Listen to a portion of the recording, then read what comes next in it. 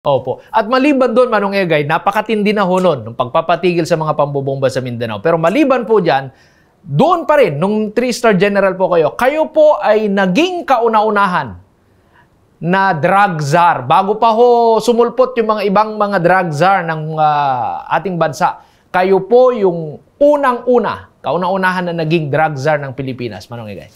Yung nangyari doon nung naging deputy for admin ako, kasi parang incoming chief PNP na yon. Opo. Ginawa ako, binigyan na naman ako ng additional job, which is ako ang kauna-unahang commander ng yung anti-illegal drug task force ng Malacanang. Opo. Or in short, illegal drug czar. Yes, sir. Yun yung ano. So sa awa naman ng Diyos, tayo ay sa record natin, 26 drug laboratories and tons of shabu ang nalikom natin, nasamsam natin para galing sa mga sindikato. 26 na drug laboratories. Can you mention one, Manong Egay?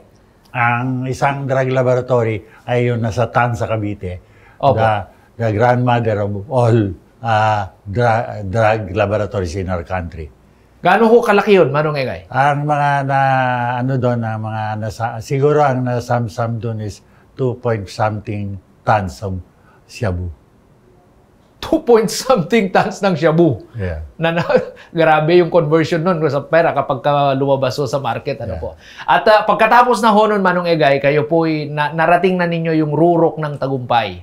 Sa pagdating ho sa PNP, kayo na po yung naging PNP chief. Yeah, that's right. Opo. Yung 4-star general na binanggit ninyo doon nung kayo'y high school pa lamang, binanggit ninyo, nakadating na ho kayo doon, nakuha ninyo yung pang-4 na estrella. Anong sabi ni Mrs.?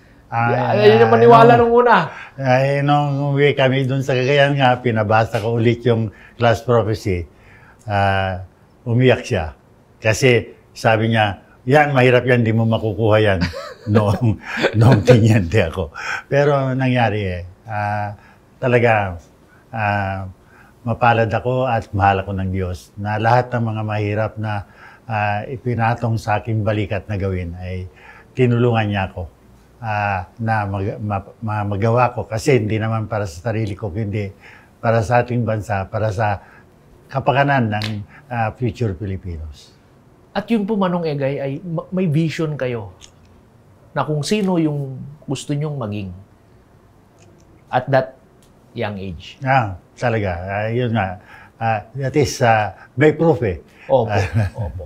Napakatindi nun. Walang ibang nakagawa ho nun, Manong Egay. Yeah. Na ipapangalandakan mo sa buong mundo na ito yung gusto kong maging at nangyari lahat ho yun at hindi ho simpleng mga accomplishment po yun. Salamat po. Congratulations, Manong Egay. Nagawa ho ninyo lahat yan. I did all para yan sa glory of our God. So, kung yun ang iniisip natin parati, we have faith in Him for the missions given to us. Then we must trust Him na mangyayari yun dahil binigay niya sa atin. And kung hindi pa nangyari, we continue to believe and love Him. And in the end, mangyayari. Opo. At good luck ho sa lahat ng mga susunod na plano, Manong Egay. Maraming salamat. Salamat, Jomar. Okay.